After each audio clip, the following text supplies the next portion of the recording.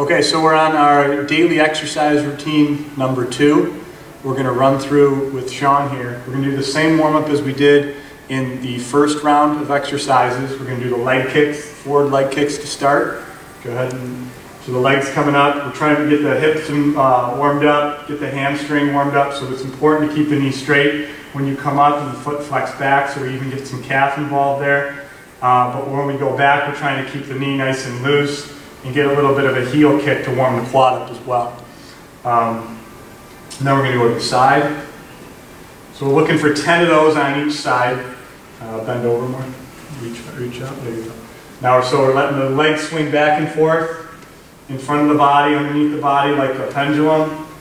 Try not to move the trunk too much. Just keep the leg really loose and just let it swing. So the trunk is going to twist a little bit, but we're trying to get the hips warmed up a little bit more than we are concerned about the trunk right now. Okay, so now we've done that on each side twice, and we're going to go to the squats for the first actual circuit. So just squat, hips back, hips in, making sure that our knees stay behind our toes. And this is more of a hip exercise than we're thinking of it as a knee exercise here. So the hips go back, thighs are parallel to the floor, and then they come back in to a full stance. But you see there, the angle at Sean's ankle really isn't changing that much. Most of the angle, all the angles that are changing are at the knee and at the hips here. So then from there, after 10 of those, we go to the reverse lunges with the arms over the head. Big step back. Again, trying not to make the knee go forward too much. Dropping the back knee slightly towards the floor. Keeping your shoulders directly over the hips. So with the arms up here, we're getting a huge stretch in that back hip flexor. On this side, we can see a big stretch right through the abdomen and the hip flexor there. So then the next one, you're going to have your hands behind your back, and we're getting the glutes much more involved on this one here. We're letting the chest collapse down towards the knee without letting your back round over. That's the purpose of the arms behind your shoulders, in keeping your shoulders back, is that we don't want your back to collapse and round. Just your trunk to come down over the thigh. Okay, and so that's it for the first circuit. For the next one, we're going to go to the 3-point lunges. We're going to a forward lunge first. Making sure, again, the knee stays over the toe, and then we pop ourselves back. And then we go to a side lunge, making sure the foot is pointing straight. And then the curtsy back, making sure all the weight is on this heel, nice and flat in the foot there. And go again one more time.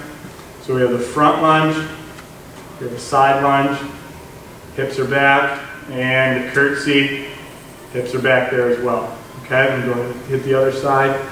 So you're doing 5 of those 5 rounds on each side before you switch to the other side. Okay, so you'll actually hit 15 reps, 5 of each movement, before you switch to the other side. Okay, so now we're going to go to the third circuit on the floor in the plank position, the front plank. So the feet are off the mat. Body's nice and flat from the shoulders, straight line down to the heels. We're going to pick one foot up about 2 inches off the floor and just take that foot out to the side as far as the hips will let you go, and then bring it back inside. Back out to the side and then back into the middle. It's important that as you go out to the outside here, not to raise your foot anymore as you come out. So that's going to be a natural tendency, is for you to raise as you come out. We want to keep that locked down towards the floor. So your arms are staying really quiet, your body's really quiet, no bend at the elbows, no real twist at the trunk, but you can see all the movement taking place here at the hips. Okay, make sure the knees stay straight as well. So then we would hit 15 of those on each side, and then you're going to switch to the outside there, the hips. And then hip flexor, or the side plank. You're going to pop yourself up. So we're holding a side plank here, elbow directly underneath the shoulder, and then we're going to do side leg raises here, raising this top leg up as high as you can and back down.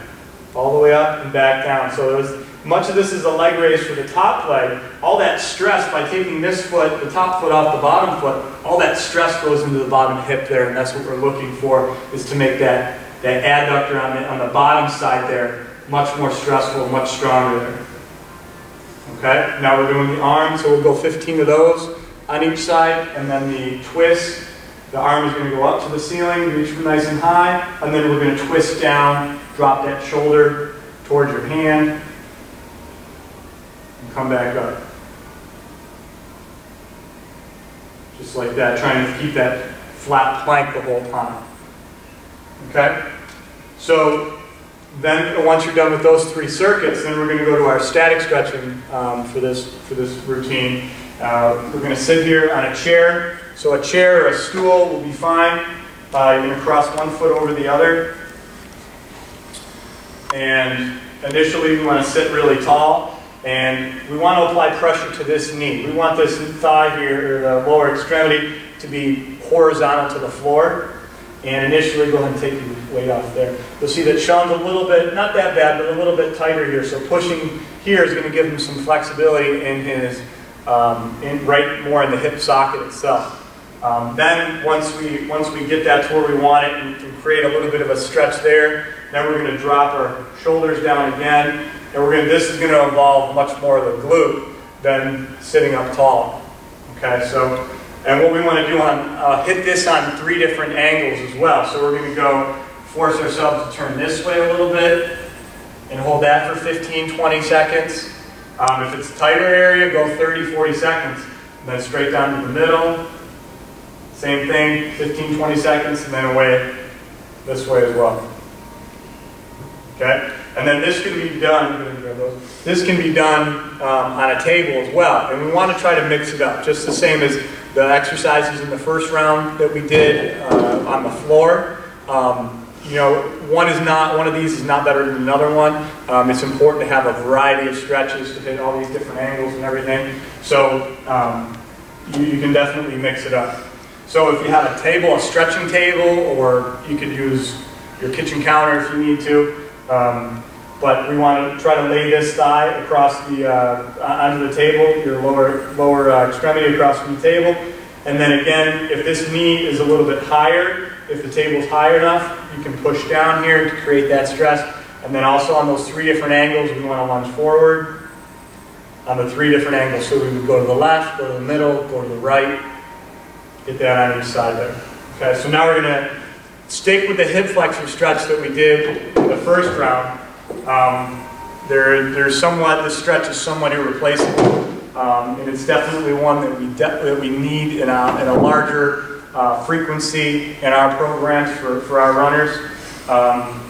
It's not only it's working our quadricep, our hip flexor, but it's working the different areas of the hip flexor. So we're going to take this arm up, so we're going to hit more the center part of our hip flexor and get the center part of our quadricep that ties them high into the hip.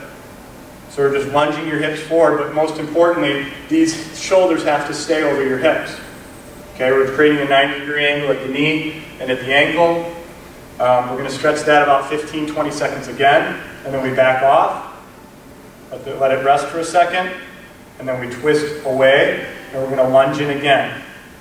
And now this is going to bring us to the more of the inner side, that psoas that's on the inner side, the inner part of your hip flexor there, that those folks that have their toes tipped out a bit, once they start getting fatigued, they're overusing that psoas muscle. So it's probably extremely tight, maybe weak, but extremely tight.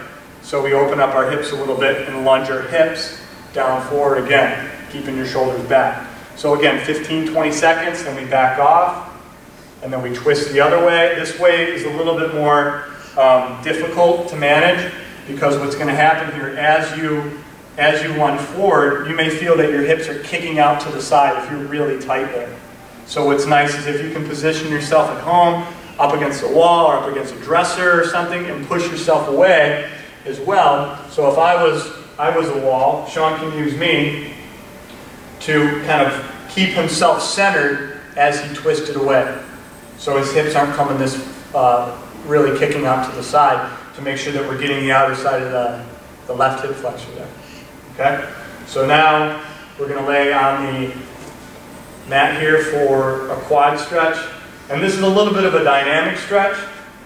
But it's nice to get the blood, get the elasticity of that muscle working.